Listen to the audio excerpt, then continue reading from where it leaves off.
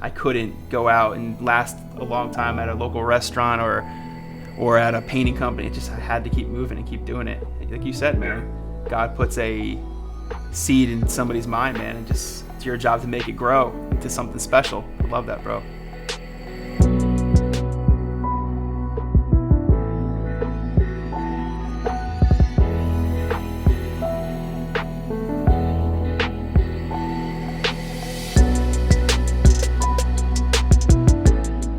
Hey everyone, thank you for joining us today and welcome to the very first episode of the Home Service Greatness. You have John and John here this morning with an amazing guest who is not only a friend of ours, but also a pioneer and very well known in the home service industry. So I'm really excited to get this thing started today. I'm going to kick it over to Johnny so you can bring everyone up to speed with what's in store for this episode. Love it. Ryan, welcome. I'm telling you, Ryan is a great friend of ours. We've known him for quite some time. And there's nobody we'd rather have on our first episode than my man Ryan. So today we're going to get after it. He is a multiple seven-figure home service entrepreneur and all around just incredible guy. So Ryan, let's get rocking and rolling, man. Welcome to the show. Yeah, thanks for having me, guys. I really appreciate it. No doubt, man. It's been a long time since we've seen you, man, but no better time than right now in the midst of the holiday lighting season. I know you got a lot on your plate today, so definitely appreciate you taking a few minutes to jump in with us and sharing some great value to our audience. There's no doubt that you're an incredible entrepreneur, but take a couple steps back and let's jump on early Ryan, your early days as an entrepreneur.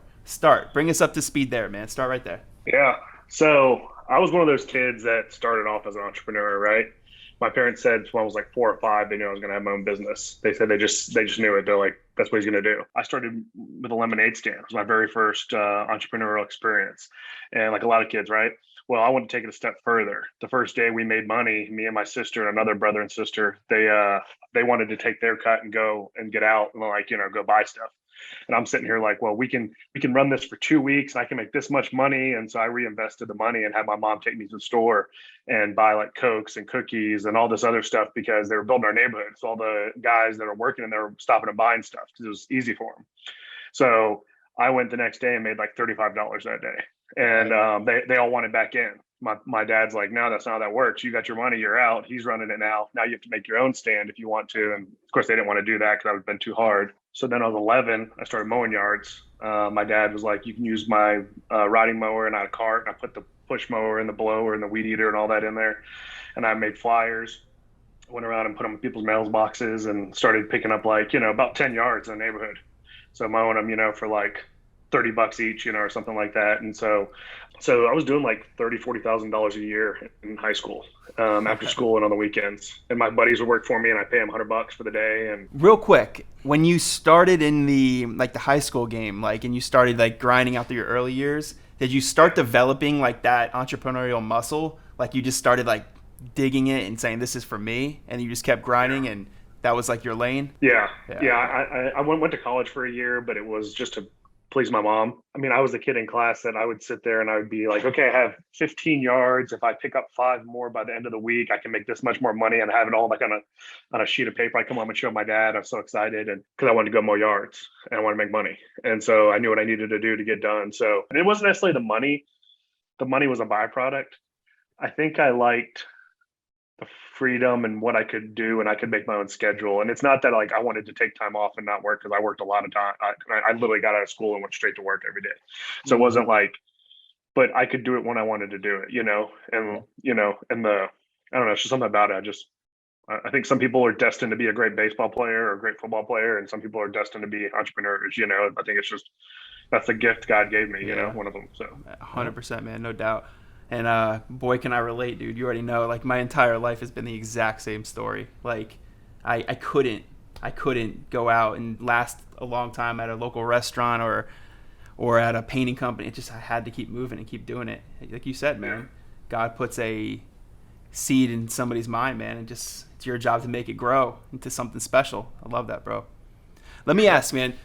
So you touched on the fact that you grinded through the early years, and then you reached a level around 23-ish, give or take, right? Where you met your partner, Brett, right?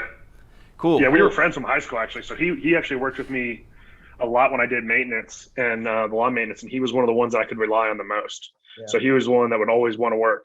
It was right in '09 and right after the recession happened, and not a lot was going on, and it was either go get a job doing something we hated or let's partner up. He had a dump truck, I had chainsaws and ropes, and I had some guys that could work with us, and we just started knocking on doors. A big flood came through, and there were trees down everywhere, and so we just started knocking on doors, and next thing you know, we started a company, and it was growing and it was going good, and then we got slow in the wintertime, so that's when we decided to. He was mowing his yard and was like, let's hang Christmas lights. People will pay us 10 Christmas lights. I'm like, no one's gonna pay us 10 Christmas lights, man. Like, this was 10 years ago. I was like, no. Dude, I didn't know Brett had that creative mindset back then. Yeah, so he was the one that did it. I was kind of skeptic, and then so I started looking into it, and then we did a training, and we actually didn't even do a training. We got like a big pamphlet, and so it was too late in the year for a training, and we did it. And today's numbers, it'd be like doing like 50,000 your first year in Christmas lights. It was like me, Brett, and like one or two other guys. That was it. It was like four of us, and we've just grown it since then. And now it's our largest revenue of anything, actually. Our Christmas lights is for like 3 months. So Sick, man. Yeah. Sick. I can tell you for sure, Ryan, you see the opportunities and you take advantage of them. I mean, that's like the best mindset you can have as an entrepreneur. In terms of like your partnership, right? Yeah. What makes you and Brett such good partners? Like, what if you could give value to somebody? Somebody might be listening right now and be thinking to themselves, like, I'm pretty sure I have a good partner, or I kind of want to go this way and have a partner, so it's not so tough on me. What are some things that come to mind in terms of developing just an incredible partnership?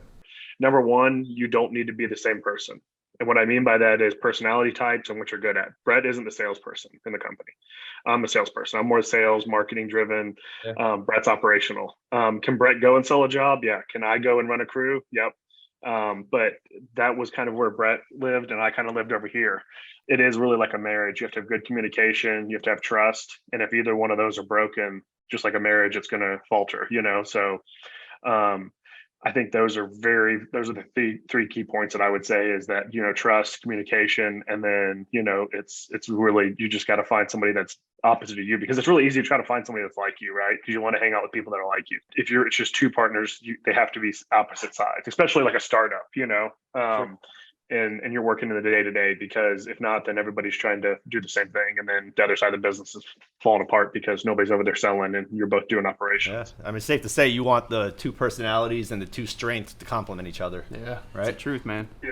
I can tell you from my experience in life, I've been through a lot of shit, right? Life has not been easy for me. But as I started developing that strength and realizing that it happened to me, right? It didn't happen to me, but it happened for me. And I started realizing like everything was by design. I was able to explode. My growth just skyrocketed, and my mental toughness just went to the next planet. So I'm curious. I'm sure there's a lot of people listening that are struggling or have struggled in the past, and would love to see those struggles be leveraged into their to their advantage, kind of like you and I had, right? So what have you been through in life, maybe personal or professional, that you're able to kind of dive into and unpack, maybe inspire somebody else? So honestly, the biggest thing, and I've actually been listening to Ed Milet lately a lot, and his story is a lot like my story, except there's one part that isn't. His dad's we got sober. My dad isn't sober yet. My dad's actually in jail right now currently. So he's been in drugs and alcohol. It started when I was he got into my truck when I was probably 7, I think. He got on pain pills and just went down that road and stuff. And it was the same thing like Ed Milet, man. It's kind of eerie, like what he talks about. Like I would lay awake at night wondering if my dad was going to show up at home, or what time he was going to show up at home, and like what mood he was going to be Right. in. What version of your dad? Nice. What version that your dad's going to walk through the door? Yeah, I think it was the first year I was in college. My parents pretty much lost everything, had to file bankruptcy, and lost houses, property, cars, like everything. And so I moved into a 2-bedroom apartment with my mom and sister, and had to pay half the bills, just to make it. So I had to grow up really quick. I think I had to start buckling down and paying bills and being serious, getting serious, So I think it kind of put me on a different path than some people. I don't regret it at all. It's made me who I am today. I think I've realized that all that had to happen, and my dad still, to this day will say, sorry, we lost everything. Sorry, I did this. And I said, Dad, it showed me what I needed not to do in life. So if that's a silver lining as a business owner, show me not what to do. And one thing he says, and he still says it to this day, and I hope he gets sober sometime, but that's on him, is he says, never think you made it to the top. I thought I made it to the top. And I've seen that with a lot of different entrepreneurs. They think they made it to the top and then they just down spiral. We're very driven people. Most entrepreneurs, especially if you're really early on. So naturally driven people are pulled to whether it's drugs or alcohol or whatever. So I think that that's something very easy to go down that path and think you made it to the top and you can relax and this and that. And I know the way I am, I'm always going to be working some way, somehow. Or when I say working, it might be running a nonprofit. It might be helping other people. It doesn't mean I have to be necessarily making money, but I have to have a purpose. I'm very purpose driven. So I have to have purposes of why I'm doing what I'm doing. I love that, man. I remember you telling me when we chatted behind the scenes, you were talking about this, the toxicity or the brokenness stops with me. It's not reaching my family. I love that about you, exactly. man. Yeah. Most really successful entrepreneurs I've met have gone through hard times. And I think that's what makes a really good entrepreneur, is because you know what it's like to be at the bottom and you're not going back there. I mean, I might lose everything. Don't get me wrong. I told my wife before, if we lose everything, I'll get it back. Don't worry about that. I know how to make money. I'm not afraid to go back there, but I don't want to go back there. Does that make sense? Yeah. Ryan, let me ask you, with the experience that you've had with the vices that come into play and getting complacent as you become successful, what advice would you have for anyone that may be headed down that path, or maybe noticing that they're heading down that path? I would say get some help, talk to people, talk to other people, find a support staff around you. It doesn't have to be a doctor. It can be friends. It can be family. It can be people at your church. I think it's very, as you all know, being an entrepreneur it's one of the most lonely things you can do in life, and then one of the most rewarding things you can do in life at the same time. Sure. Sometimes you feel like you're out on an island and no one's around to help you. Feels that way more often than not, doesn't it? Yeah, but I think those times make you appreciate the really good times, right? So I think that's it. But you just got to know, when do you need time to step away? I like being outdoors, so like maybe it's I need to go on a hike by myself and clear my head, or I'm really stressed out today, or whatever it is. You need to see those signs and take a step back, and and not go down that other path, because it's really easy to go down the other path, I think, and become disconnected, and Yeah, I mean, it's safe to say even burnout leads to that as well. Oh, yeah. Yep. 100%. Been there, done that. Yeah, oh, yeah. I think we all have, man. And probably everybody listening who's seeking advice and some help and some guidance is either going through that or is going to go through that in the near future. It's a fact. You can't avoid that. So I can tell you that we don't have, you and I, John, entrepreneurs, people that have this story of ambition that you can't get rid of. Like this, it's one of those things. You're not allowed to have that fixed mindset. It's growth, always and always, right? Mm-hmm. So like I think that's a difference that people don't understand. When you are forced into challenges, you must grow. You must grow to like kind of pivot and reach where you need to get to. Where sometimes where you look at somebody like who has an easy life, it's like they're stuck at that fixed spot because they don't have to break through. There's no need to. 100%, man. Yeah. But they've never had to, right? Right. Mm-hmm. And it's nothing against them, right? I see people all the time, and they haven't had a difficult life, and honestly, as a parent, that's what we want for our children, right? We don't want them to have hard times, but then actually, though, sometimes having hard things makes you realize how to get through stuff and how to learn and how to adapt and whatnot. So I think that it's a double-edged sword there. You're kind of like, you want your children to have some tough times, but you don't want them to have too many tough times to where I think the biggest thing is the fixed and growth mindset is you can't become a victim to anything that's happened to you. And that in your mind, you're a victim. It's all happened to you. Then you can control how you react to stuff. And that's what I tell everybody. I'm like, you can control whatever situation you're in and how you react to it. You can't control always what happens to you, but you can control how you react to it. I think there's a saying too that if you don't teach your children, society will do it for you. And so that's what I'm teaching my sons, to the growth mindset. And they say a mantra every night. My two older ones do right now, and it's like, I'm brave, I'm strong, I'm smart, I'm awesome, I love my family loves me, I love God, and God loves me. No, that's true. And it's funny, too, that you bring that up. I was watching a podcast the other day, and it was a small business owner who was talking about how when she was younger, her father at the dinner table would ask her and her brothers to talk about what was their failure for the day. or what was their failure for the week. And it ingrained, and she was confused at a young age, but she would answer, and that's what she had to do. But as she got older, she realized that was developing her to realize, okay, well, it's okay to fail because I can figure it out. I can make sure I don't do it again, and ultimately led her to be very successful as an entrepreneur. So that's a pretty cool thing about aligning growth mindset with that at a young age. Yeah. Well, let me ask, in terms of growth, in terms of pushing, in terms of like reaching, I guess, the next level or best version of yourself, you have to have habits. You have to have routines, right? Yep. What are some habits or routines that you would like to share with the audience, like that'll help them break through and get to the next best version of themselves? One thing I do every single morning before I get out of bed is I'd say 3 things I'm grateful for. Kind of just remind you of what matters to you in your life, and put you in a growth mindset sense, right before you even get out of bed. Having a good schedule is really important too, and having blocked schedule time as you grow. And I mean, we have 4 different businesses now, so that's really the thing that's tough is for me. So I got to keep my schedule really like sacred and like what I'm doing when, and 100%. Because if not, stuff goes awry really quick. Guys, and what Ryan's talking about is that zone of genius where he says, you know what, I'm able to see my routines and my habits, and I found that there's this block of time that if I just put the throttle down during that time, I'm executing like a monster. So highly suggest start getting aware of your schedule. Start having somebody kind of hold you accountable to that, and you start to find out that a certain block, you have a few hours of just being able to hit the ground running. Get after that time, guys. 100%. I love that. Yeah, like my office manager, hers is first thing in the morning. She loves first thing in the morning. She gets in here early before everybody, and that's her time. Yeah. And I'm like, well, see, the problem with me with that is I'm sitting here. If I came in, I'd be worrying about like what everything's going for the morning. That's how my mind is. Like I want to make sure everything's going good with everybody in the office. And I'm going around talking to everybody. I'm like, saying hey to everybody. I'm like, so for me, I can't come in and do that. That's not how I'm wired.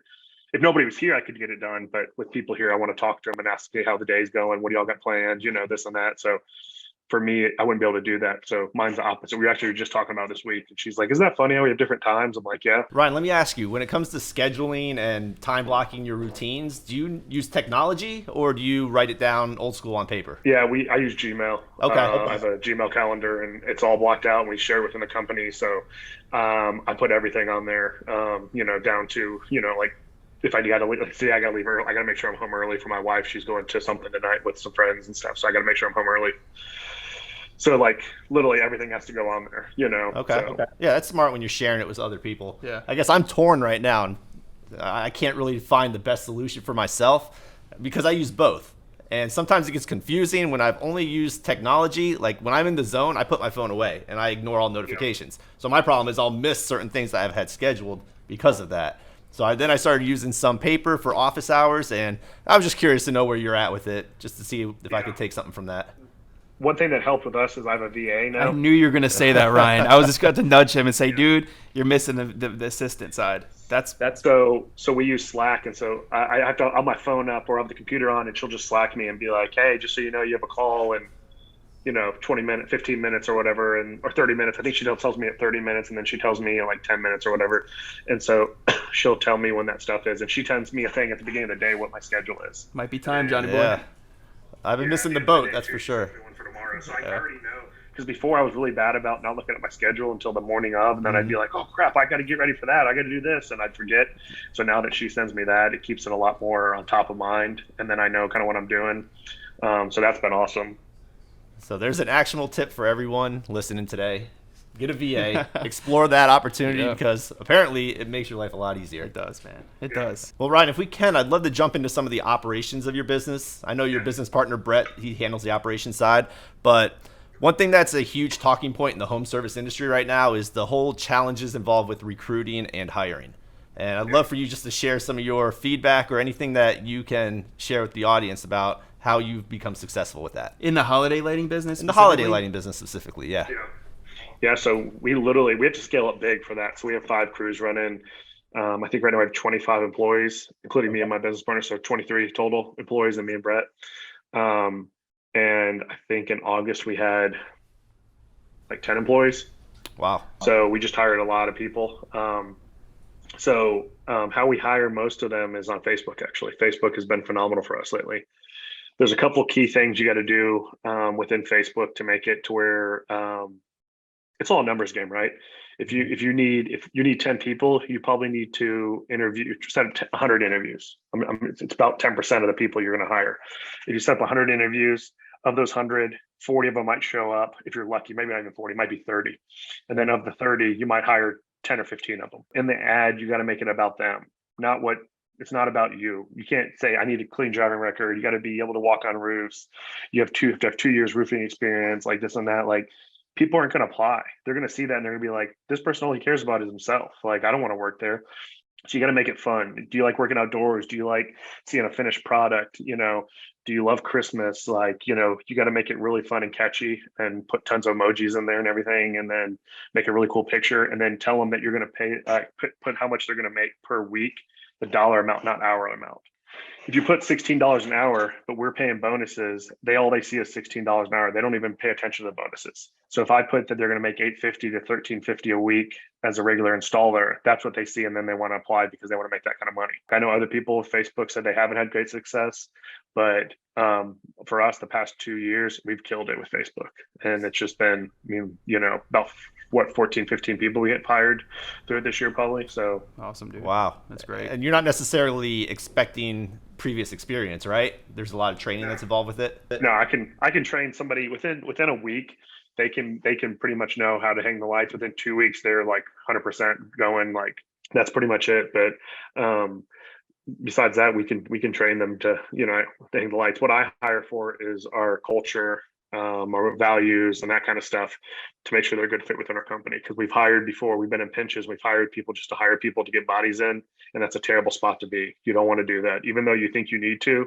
It's a cancer in your company, and it'll destroy your company, and morale will be terrible. And it's just Well, staying in that culture, that component, real quick. How do you build an explosive culture in the lighting business? So it starts with whoever the visionary is. And setting that tone. I'm the visionary in our company, and so you have to have, number one, good values, a mission statement. Everybody needs to be bought in on it. What it is, you need to talk about it. We had a team huddle meeting this morning, and we were talking about it. And I talked about one of our core values was, offering exceptional service to our clients, and as well as our fellow employees and everything. And so, and that's our number one thing, is we want to make sure the client's happy. And then I was like, but at the same time, if you guys win, then we win as a company, and everybody wins. The client wins, you guys win. I was like, I want you guys to make a lot of money. In return, we'll make a lot of money, right? I was like, so I think knowing that there's a way for them to win as well as us to win as a company, I think is really good. Your employees need to know that you actually care about them, care about what they're going. I tell them all the time, I said, I don't need you all to stay here forever. I have one employee that's been here 10 years, and that's awesome, but I know not everybody's going to stay here for 10 years.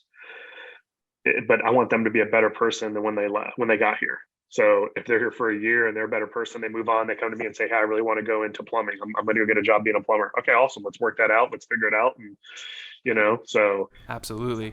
I was just talking to somebody about that the other day too. Like, we were talking about, so are you upset if somebody leaves? Are you upset if a really good employee has to go on to their next chapter in life?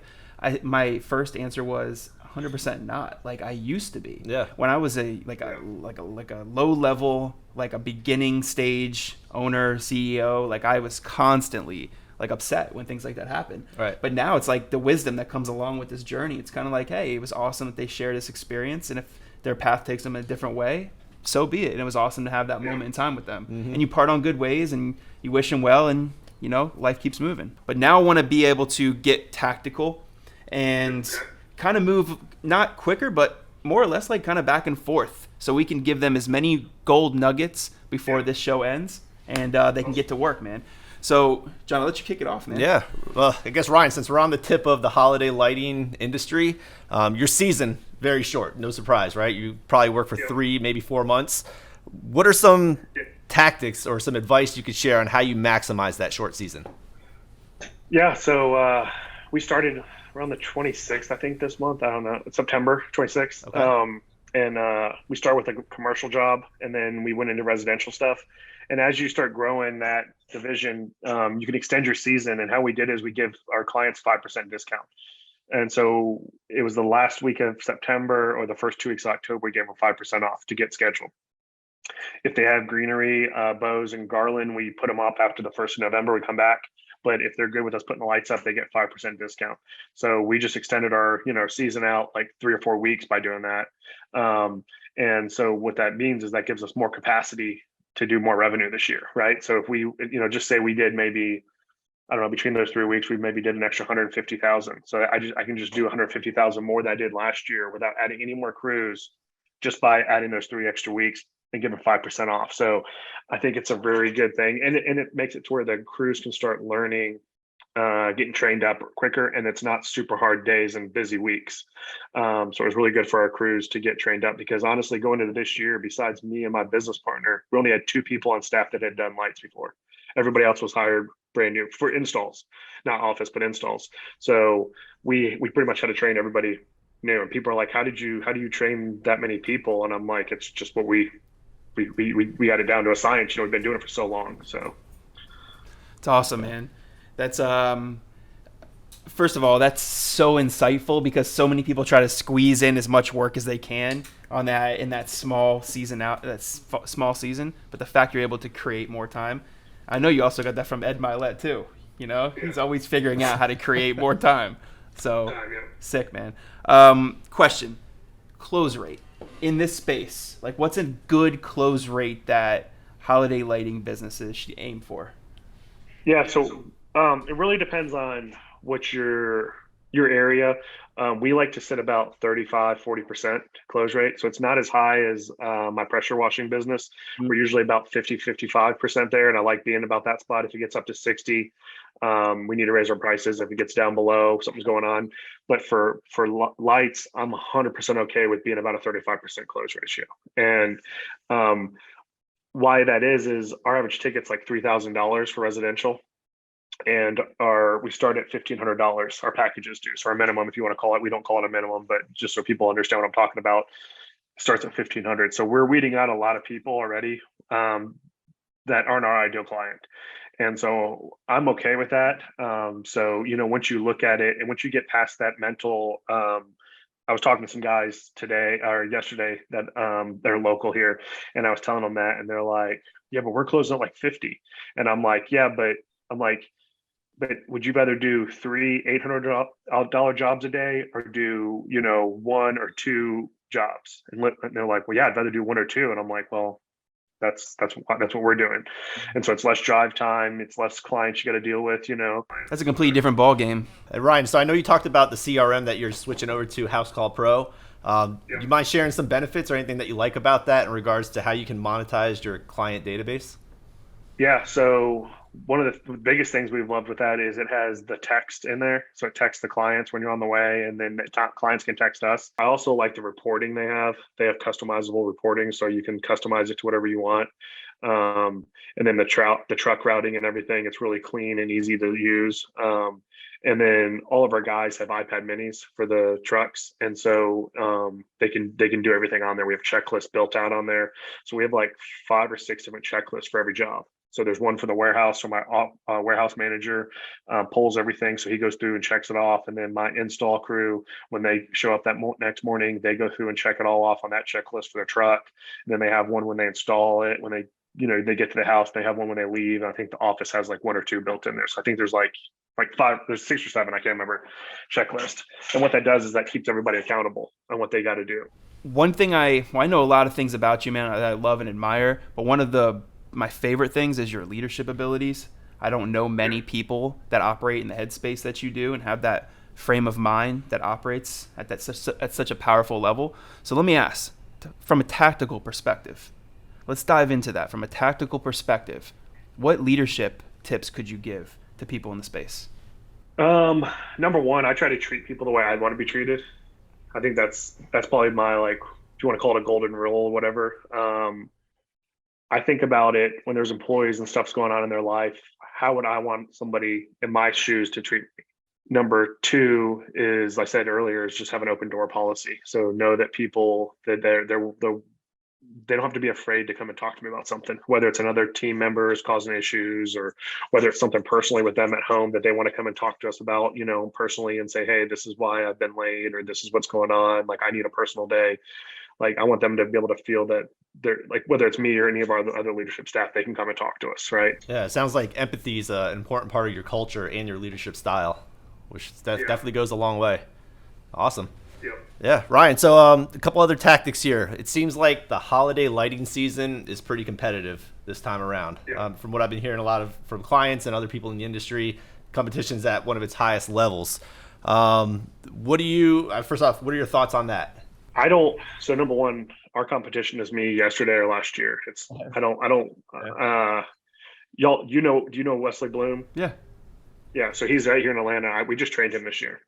And he's 30 minutes from me. I trained him in Atlanta to get into lights. And he even told his staff, he's like, Ryan and Brett don't have to be here to teach us. They're in our market. But I told him, I said, dude, there's so much work here in Atlanta. I can't even do it all. Like, I'd have to have 20 crews. And I still probably couldn't even do it all. Like, so I have no problem helping other people. We train a part of CLIPA. So we train people every year. I probably trained 6 people this year in Atlanta. We have our market share. They're not hurting me. And I'm not saying that as like, egotistical or whatever. Like, I'm saying that because they're not my competition. Like, yes, we're all selling jobs, and I hope that they sell the jobs as the same level as we do. And most of them are, because I'm talking to a lot of them now. And so, I'd like to keep it, I like the people to be charging the same amount we're charging, or really close to it. What's the quote you taught me? $3. What's the quote you taught me? Yeah, a rising tide raises all ships. I knew you would know, man. Yeah, you told me that. My socks were blowing off. I live by that now. Yeah, so I live by that too. There's that quote, and my other quote I'll tell you that I really like is, you don't build a business, you hire employees, and they build a business for you. Mm. So if you think about it, like, we can't do everything in our companies. Like, y'all's company wouldn't be the size it was if it was just you two. There's no way, right? Yeah. And we hire people that are way better than us. Like, I know some about marketing, but I don't know as much as Jessica, my marketing coordinator across the hall, knows. That's why I hired her. It's powerful, dude. I can't run an office. If I could run an office, I wouldn't have hired my office manager. So I'm not good at running an office. It'd be terrible. Like, I'm so disorganized and cluttered, and it would be miserable. So I'd be miserable. Everybody'd be miserable. Yeah. But but back to the rising tide thing is, I think I want everybody to win, and it's going back to that mindset. I'm an abundance mindset. And I think if you think that there's not enough work out there, guess what? There's not going to be enough work out there, because you're going to go to sales appointments. That client's going to read into that, and the client's not going to go with you because they're going to read into what what you're putting off. If you go there and think there's abundance, then you're going to get it. And we don't close every job, because I told you we're at 35% close ratio. Every no we get, that gets us that much closer to a yes. And so once you live in that abundance and you know that those jobs are there and they're coming, then you don't have to worry about it. I know some guys are saying that it's really tough this year or whatnot. I mean, I don't know. We haven't really seen. We've been great. I mean, I think we have over 920,000 on the books right now for this year for lights, and we still got probably another 250,000 we could probably do in capacity that we're selling still. So like, it's and I'm confident we're going to sell it. So it's not like It's amazing. It's just, it goes back to mindset. It does really. go back to it is mindset, getting competitive, but it's just like anything, right? Yep. 100%. So one thing I've come to realize, staying on the mindset tip, is I know that the highest executors, the people that achieve greatness, so to speak, they're okay with taking risks. They know they must be bold. They know they have to be courageous, and they know things need to live and die at their feet, right? So I want to inspire people that are listening today. So with that said, I want you to do something for us, if you don't mind. I'm going to put you on the spot. I want you to do something called the greatness goal. I want you to show people how powerful it is when your mind goes to work. So what that looks like is, on today's show, episode 1, I want you to call your shot. Call your 5-year shot, right? Something that's big, bold, courageous, and is a little uncomfortable. Because I know you so well, I can see it's going to all unfold in front of you. But I want people to learn from you. Yeah, so we've been working on something, and we haven't been like working on it until it's ready to roll out yet. But it's this year. It's probably going to roll out, and I've done a lot of talking about it and everything. And so we want to have 100 locations in the next 5 years with Lights All Year. And how I want to go about that is partnering with other people. So if somebody wants to get into lights, we give them our name, our training, everything we do, and pretty much like tell them, hey, we're going to partner with you. It's going to be a Lights All Year location. We'll partner, we'll own it together, and we're going to get you to $1 million or 500 to $1 million within 2-3 years. And then my goal is to get 100 locations, and then we sell it off, and we get everybody wins, because if you sell one location by yourself to somebody, you might get a 6 times multiplier. But if you sell 100 locations and all tied in together, you might get a 20 times 2 multiplier. So even if they're only part owner of the company, they're going to get a way bigger payday when we all sell out than if they don't. So that's actually, we do this. I want to hire a CEO next year to take over running it. And I just want to move into going out and recruiting the people to partner with the sales side of it. Wow. So that's different from a franchise model, right? Yeah. I don't want to do a franchise model. I want to be like part owner of them, and I want them to be the owner operator on staff, and we'll just be like the behind the scenes. We'll train them. We'll get them up to speed. We'll provide the material. We'll do pretty much get them ready to hit the ground running, just like we do our crews here. We'll get them doing it at each one of their locations. Wow. So. That's powerful. That's huge. It's exciting stuff right there. You heard it first, man. Ryan, 100 locations within 5 years. That's the name of the game, huh? Yep. Well, I'm going to ask my next question as we start to close out the show for the first time. I want to kind of dive into something real quick. I learned something as I was writing my book, and I chatted with Tommy Mello behind the scenes, and he's a contributor to one of my books, and I said, Tommy, what'd you learn? What would you have taught? What do you wish you would have learned at a younger age to help you get to the promised land sooner, to reach that greatness sooner than later? Immediately rattled off, I would have started top grading sooner. So I naturally want to dive into what that meant. And he told me that CEO of GE top grades his employees on every single year. So the bottom 10%, like the lowest performers, just parts ways, sends them on their way, and recruits another 10%. And ultimately what that does is build an engine, just a growth engine that never stops. So Tommy started introducing that into his model, and he's like, explosive growth, dude. And I want to ask you, what's something you would like to have told if you can do this all over again, what's something you would tell your younger self to get to that greatness sooner? I would have hired key people in my company sooner. And what I mean by key people, office manager, sales, operations manager. And I know you can't do it right out of the gate, number one, like a lot of times, but I would have got off the truck sooner. The year I got off the truck and went into sales full time, we grew 77%. Wow. So when you look at that, and then I hired our first salesperson, and then I stepped out of, I still dabble in some of the sales stuff. I like the sales, so I'm not going to ever go away from it. I still always want to have a hand on it, but I'm not the one out selling every day now. But what I mean by that is, if I was going out tomorrow and you said, hey, you need to start a lighting company, I would go and I'd hire an operations person, I would hire a salesperson, and I'd hire installers, and I'd hit the ground running. Like, that's just what I would do from day one, because me and Brett spent too much time on the truck thinking we had to do everything, that we could be a lot further ahead right now than we were then. And I see people like Wesley Bloom now doing it the way that I should have done it then. But we didn't know. I was 23 and I didn't have these podcasts. There wasn't podcasts like this. There wasn't forums on Facebook to join and conquer and this and that and everything that I'm a part of now. Mm-hmm. If I had all that stuff, man, we were doing 500,000 in tree work and we didn't even have a website. Wow. It was all word of mouth and referrals and stuff. Like we were doing it ass backwards, but it worked. I mean, we were being successful, but if I would have done everything right from the get-go, like other people, like we would be so much further ahead. So that's what I think I would have done. I've told so many people this, that because I talk to people all the time, they call me and they want to chat, and I tell them, I'm like, you got to get off the truck. You got to get off the truck. Like, you have to. And they're like, I can't. Nobody will hang the lights as good as me. I'm like, nope, they won't. That's an ego thing. It is. Yeah. It's they won't. But your clients, if they do it 85, 90% of what you would do, your clients are going to be happy with it. Yes. 95% of clients are going to be fine with it. Yes.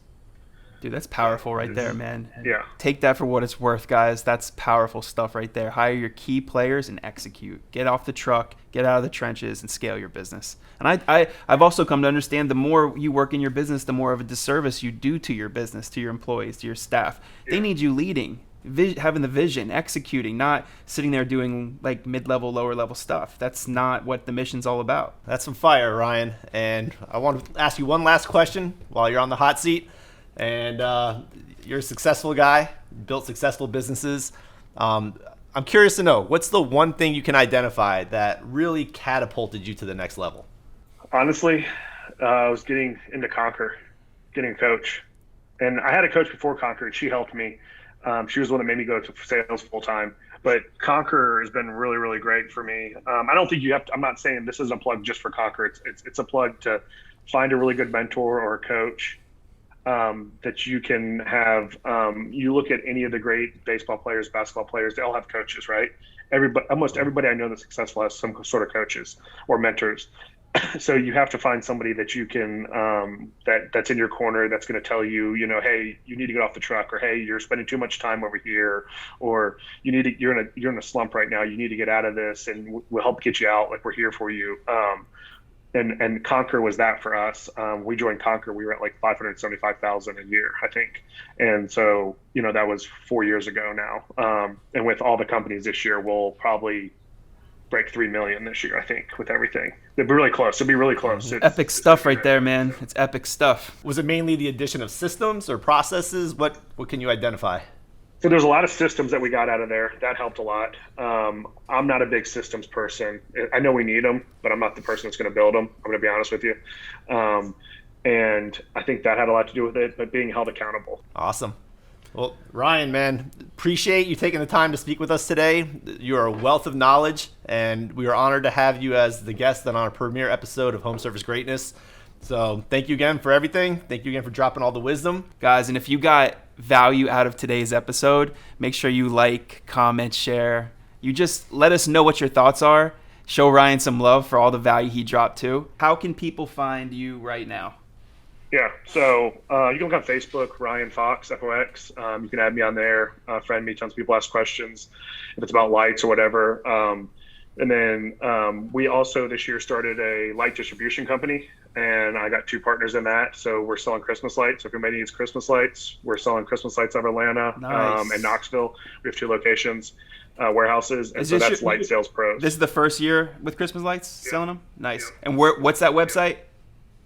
It's tell you, make sure I don't tell you wrong. Yeah, we need the lightsalepros.com. lightsalepros.com. Awesome. And we'll drop that link in the description. 100%.